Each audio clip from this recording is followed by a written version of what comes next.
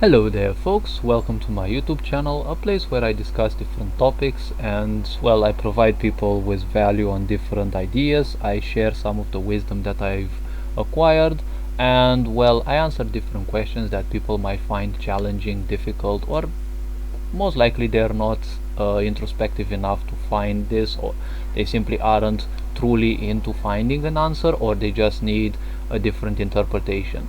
So this video will be about my video game a bit, but more importantly how to create a script that allows you to simply handle states. Okay, now in RPG Maker a state is basically anything that you want. I mean, it can be either a condition, like something that's a debuff, right? But in RPG Maker there's already a mechanic called a debuff, so let's call it actually a hindrance or a condition. Or if you arrange it in another way, right, in the opposite way, it can actually be a buff. So a state is basically just a condition, okay, like not a impairment or a debuff, okay, it's just a situation, okay. It's just like a flag, okay, like when you give a character a certain state, you give them a certain flag, okay, like if this state is on them, right, like if you can actually create a conditional, right, conditional branch. You go, let's say, actor and state, right, and let's say, I don't know, confusion, okay, if this character is affected by. But the question that comes is, what should we do if you want to make sure, or you want to see whether a character is not affected by a condition? Okay, well, unfortunately you can't handle that through the events aspects. Okay, so in order to do that, there is quite a very simple way. Well, you folks might not know programming, I don't know it too much either. Okay, so let's actually take this into account. Okay, so this actually happens if these two are correct. Okay, and this event bombards the player. Okay, so they technically gain a certain state. Okay, they gain this state initially because they don't have this one, they don't have this one, they don't have this one, right? They gain this one, and then it's read again, and if the player has this one, they gain this one. Okay, this one is deleted, but unfortunately what I didn't realize back then, several weeks, actually months ago, when I created this, was that the player would always gain bombard 1 back. Okay, even if it is deleted in here, code is always read from up to down, right? So now that I learned and I got to handle scripts a bit better, I can actually do a longer script or I can do a shorter script. Okay, like let's actually start real quick. Okay, so let's see. In order to do this, and let me actually check my notes also. Some of the scripts I don't know exactly by heart, but the point about this is that I don't want to send people, the wrong information. So we have game actors, okay, dot actor, and now in here this one is actually the specific actor that you want to take into account, and my game is only based on the second actor, at least for this part. Okay, so now we have add state, and we're gonna add the state that's corresponding. So this state, we can check it in here and see it's state 82, so we're gonna add it in here as 82. Okay, so let's actually give the name so that I know. Bombarded by Vengea level 1. Okay, now the point about this is I did what this command line here does. Okay, this is the script line for this command, but still the question is, this will always be given irrespective of which of these other ones, right, the player gains. So I can safely delete this, but the question comes, okay, so I need to create the script for this. Okay, so I can create a script. Okay, let's actually go and create a new one in here. Okay, so we have in order to check for a condition, we need to do something like game actors, okay, dot actor. This is the exact function. Okay, this is the library call. Okay, you're gonna write here the ID of the character. It can be 4, it can be 1. Okay, it acts like if we have 4 playable characters, you put it in here like 1 or 2 or 3, okay, in case you need to check a specific actor, okay. And then you have the question, wait, is state affected, okay. And in here this one requires a question: which state do you want me to check? Check state 82, because the state that we want is 82, okay. Now what this does in here, this here returns true or false, okay. So it's technically what happens if you do conditional branch actor state, let's say, I don't know, let's actually take 82, okay, here, right. So you have here, right, conditional, it's exactly this thing, okay. Now a conditional only triggers when you create this conditional, okay. Probably if you don't know programming, I'm going to explain this shortly. If you don't know about conditionals in any programming language, well, at least those that I know, conditionals only trigger if their condition is true, okay. So technically, let's delete this. What this happens is this is actually loaded into a variable, okay. And in JavaScript you do var let's say state1, okay, equals the value of this, okay. State1 equals the value of this. Now let's actually copy paste this, and we'll have, let's actually go through the longer one a bit, okay.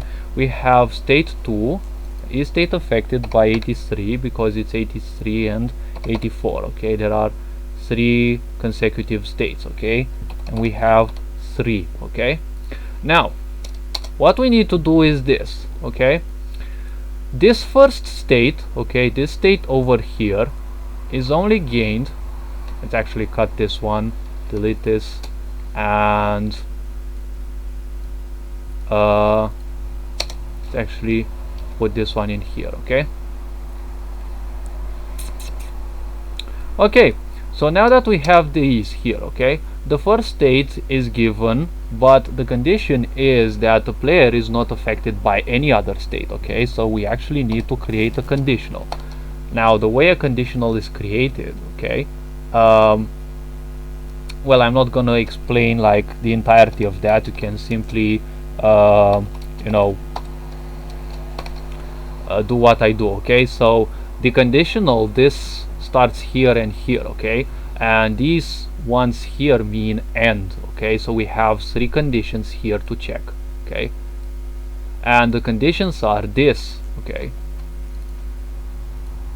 You can actually put them either like this or equals true, because if you say equals true is a bit pleonastic, because this thing must already be true, okay. We're gonna test this in a script as well in the console. I'm gonna run the game as well, and we put this one equals true, and this one wait, equals false, okay, because the player must not be affected by these 3 states, okay. And only if the player is not affected by these 3 states, okay, will I be able to run this, okay. Wait, there is a mistake. So 1 parenthesis, 2 parenthesis, state 3 equals false. Wait, and we put the parenthesis in here. Now we have this part, okay, and space, let's see, we actually give this, okay, we actually give this state. That's actually important, okay. Or you could simply say state 1 equals true. It's kind of the same thing, but theoretically, not practically.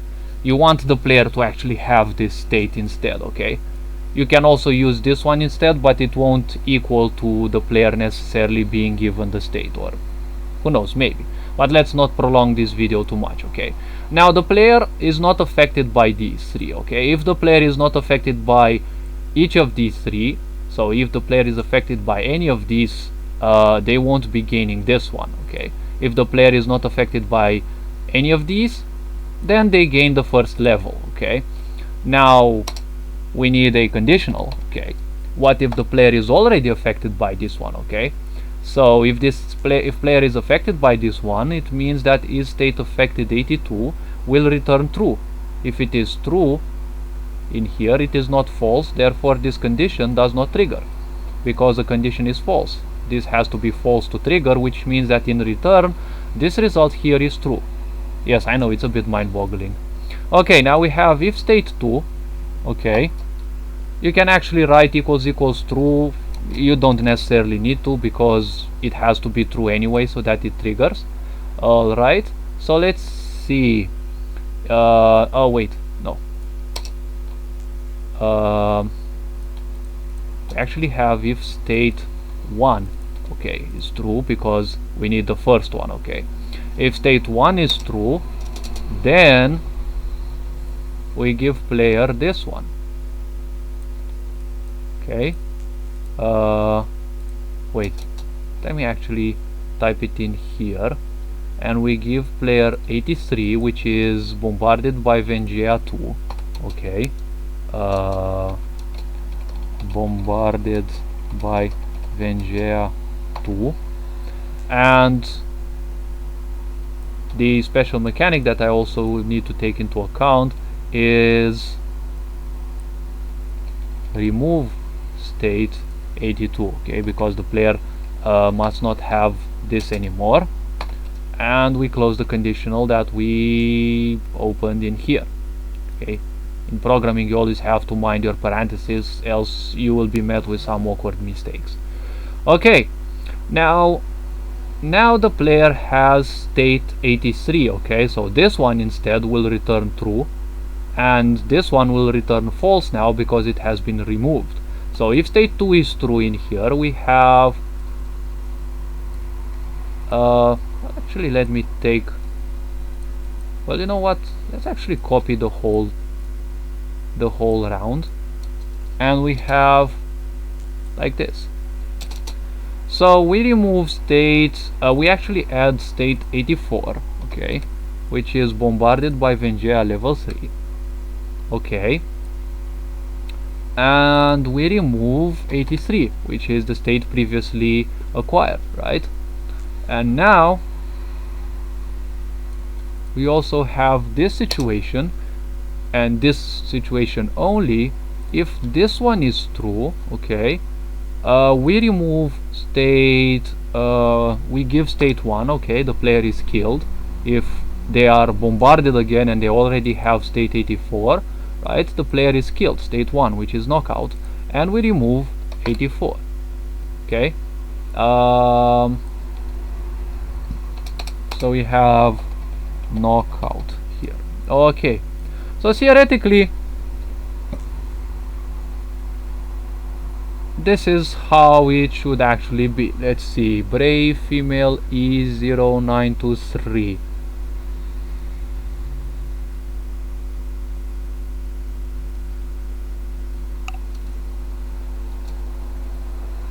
Let's see if you can stand this. I'll end you with this.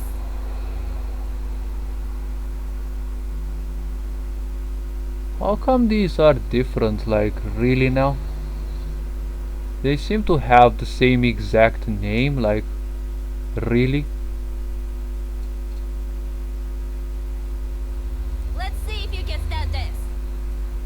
Okay. I'll end you with this. Okay, well, let's, I really don't care about that much anymore. Like,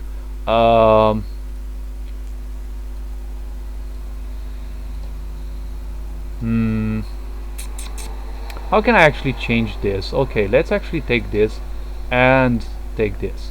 Now I don't need these conditionals anymore. Okay, and let's actually write some more scripts for a very short time. Okay, so I have two sounds and I have player animation. Okay, so player animation is written very simply: game player dot request wait,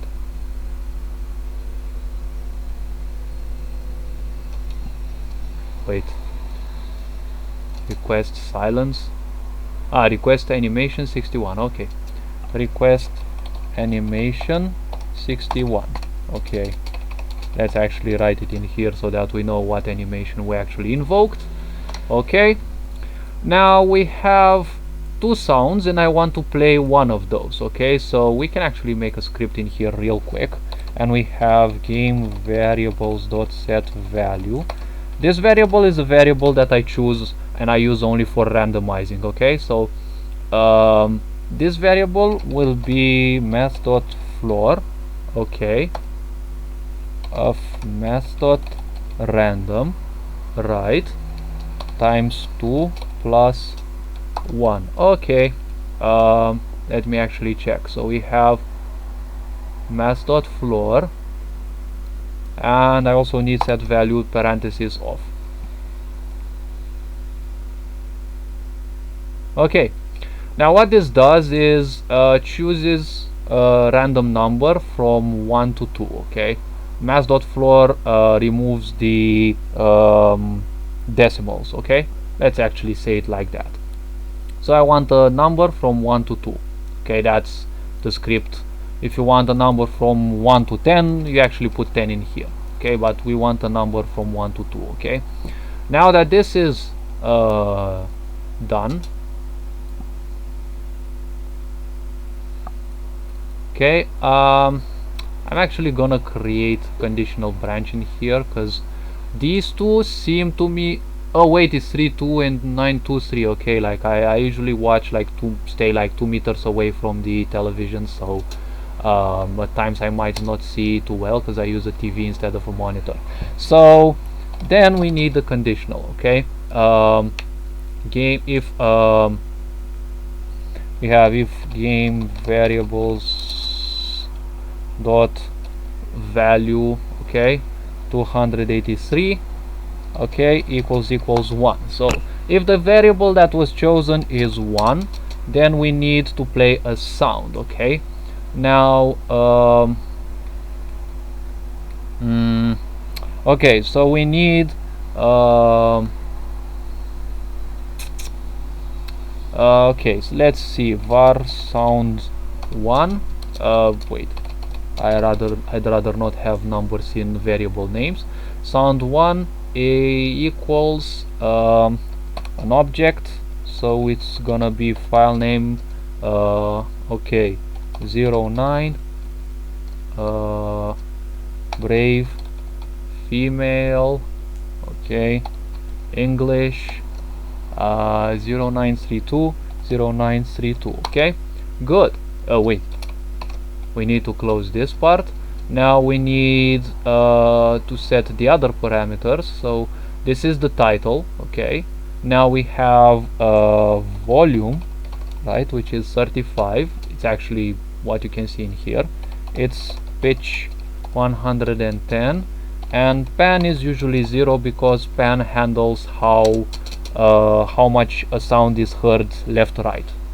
So usually if it's 0, you hear it equally in both headphones. Okay, and now we're gonna call audio manager, okay, dot play SE, because this is sound environmental, and you have to copy the right name and put it in here.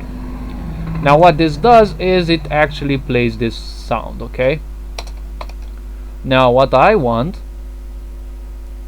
is, if this variable is 2, okay, it's gonna play this other file that has the same exact name except it's 923. Okay, now let's actually say I'll end you with this. Okay, because I'm really interested in knowing what sounds I'm using. I have you know, a passion to be quite organized. Let's see if you can handle this. Okay, because when you use these commands you can actually play the sounds, but if you put them in scripts like this, you're not gonna be able to play the sound. You have to actually look for it, okay? You have to go to look for it in the sounds, and you know, in here you can actually use Control F and search the name, okay, like 09 brave female, okay? And well, oh wait, it's like this, and you don't need to close this box. You can actually play sounds by this. I will knock you down. Okay, so let's see. We have this. Okay, now that I have done these, I can actually delete these. Alright, so yeah, that should be it. And now we have these, okay? Instead of creating these three variables, you can actually delete these, okay? You don't necessarily need these, and you can actually put these instead, okay? Like how things could be, you could actually take this one, because it automatically verifies the value of this, and you can put it instead in here, okay? Then you take this one and you put it in place of that. I'd rather leave it like this, because it already creates, if you use just this, okay, it already creates, it will create in the background, it will create some of these variables. If I create that for them, it's gonna be the same exact thing, I guess. Like honestly, it's probably gonna be a few fractions of a second slower in most case scenarios, okay? So that's how you actually check if a variable, if a certain actor, I mean if a certain actor is affected. So again, it's $game actors, okay, dot actor, and you put the name in here, let's say in my case actor 2, and you have is state affected, okay, and you put here the effect, okay, right? Now what do you do in case you need to check for heroes for a certain effect, okay? Well, one thing you could do, like the slow-mo way, would be to put it like this, right? Hero 1, hero 2, hero 3, hero 4, okay? If they are in a consecutive way, like I don't know, 1 2 3 4 5 6 7, okay, or I don't know, okay, they come one after the other, you could use something in programming that's called a for loop, okay? So in a for loop you will say I, this is a generalized variable, so it doesn't matter how you call it, okay? Now I will equal the first number, okay? So let's say your heroes IDs start from 80, okay? Let's say 80, okay? If it starts from 1, I mean actor 1 to actor 6, for example, some people prefer having 6, okay, you'll have 1, okay? Then I smaller or equal to the last one, okay, the last ID that you want. In case you have 1 2 3 4 5 6, let's actually have 6, okay? And then you use I++, okay? What I++ means, if you increase the value of 1, okay, and you will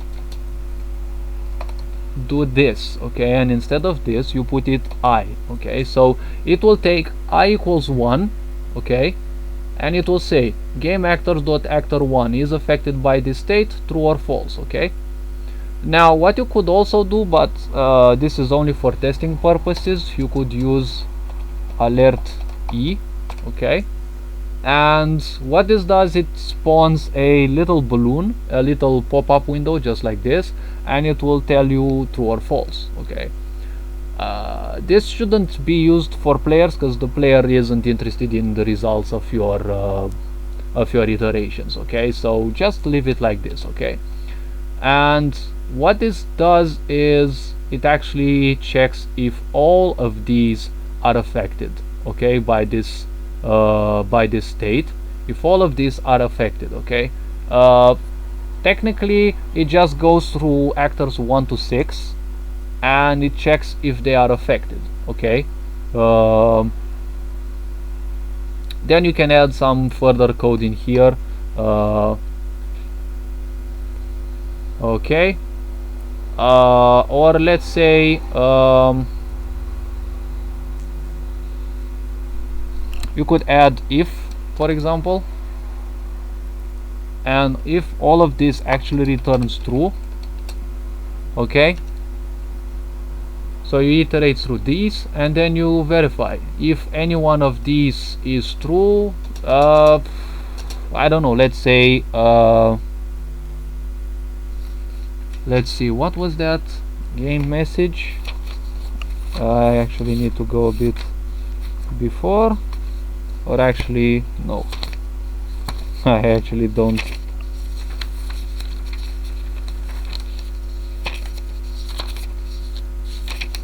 Alright, let's see, it's somewhere around here. Okay, show balloon icon. Okay, tint picture, rotate, move picture. Yeah, that one is the last one in here. Okay, so we have oh, okay, yes, we have let's actually check this and see. Game message dot add. Now what I'm writing here is I'm creating a text box, okay, a text box that says, okay, so in this situation we have nothing else than let's say indeed effective. Okay,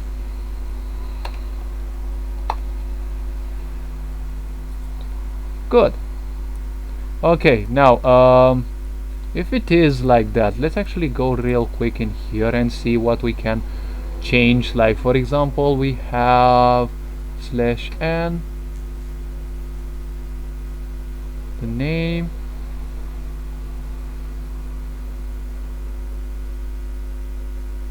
I really don't remember how exactly you have to load a certain actor's ID into a variable, and then you would use it in the text box to say this actor is indeed affected. Okay, let's actually leave it like this. Okay, we're gonna delete this anyways.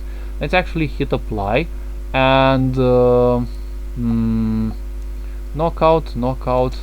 Let's actually move this one here, this one here, so that they actually stay in a line and be easier to read. Apply. Okay, let's actually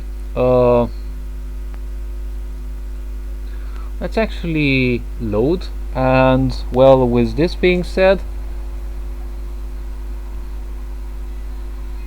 we can actually check things up. Okay, now we will wait a bit till it loads.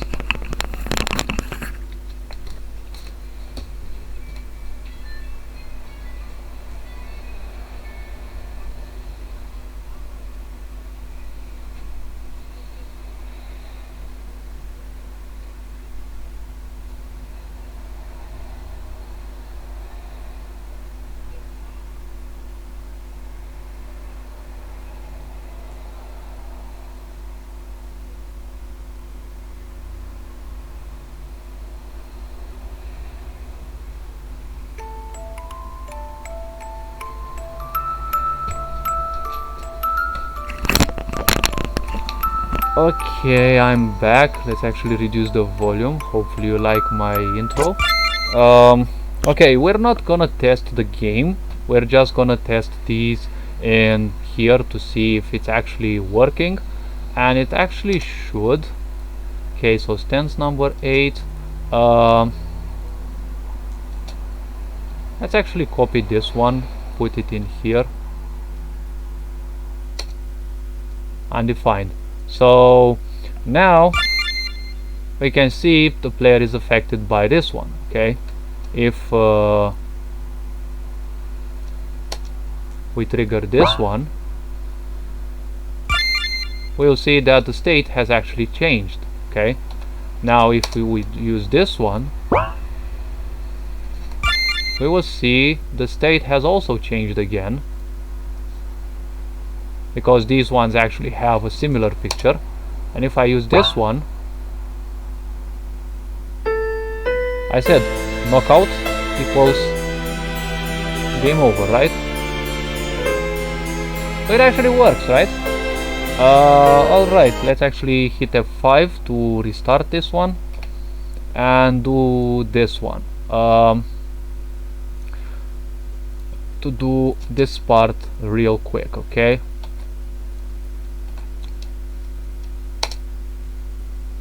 Wait, it's not loaded yet.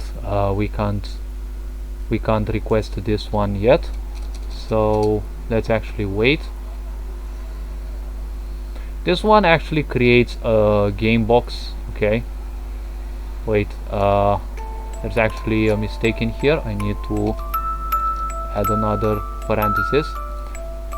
Okay. Oh, 12:12, the hour of progress. Okay, so wait, what?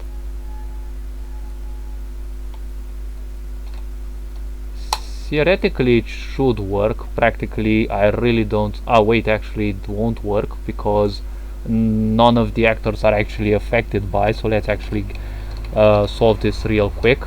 Dot actor, let's say 1, add state, let's say 89. Okay, let's actually choose 2. Let's actually choose, I don't know, let's say 4. Okay, good. Now if we take this one, I'm sure it won't show a text box for each one. It will actually show 3. Okay, indeed affected. I was expecting to... wait, it's game message.add. Every time you use this one, you add a different line. So how this works like is when you create a text box and you write 4 lines. Okay, each of these is actually put inside the parentheses in here. Okay, so each line you actually have to create game message.add, and you add your you add your script in there, whatever message you want to add. And you also have to make sure when you test it that your writing is not beyond the limits. It's somewhat more challenging in a way to script. So let's actually delete this one because it's not needed in my event. Well, we've actually tested it in here and we've seen the game actually works. All this being said, hopefully you've liked this. I want to make this as short as possible of a video. All this being said, take care of yourself, keep doing the great work, and well, I'll see you next time. If you're interested in someone who provides valuable feedback in terms of game testing, feel free to throw me a link in the comment section or give me a Discord contact so that we can actually talk and figure that out. I'm looking forward to providing value to people. Well, if you're interested in seeing how I provide value to people, you can look on my channel. I gave valuable feedback to a game called Panacea, a demo version of the game that a friend of mine is working towards. So all this being said, you are loved and appreciated. Take care. Happy RPG game making. Ferenc Board signing out.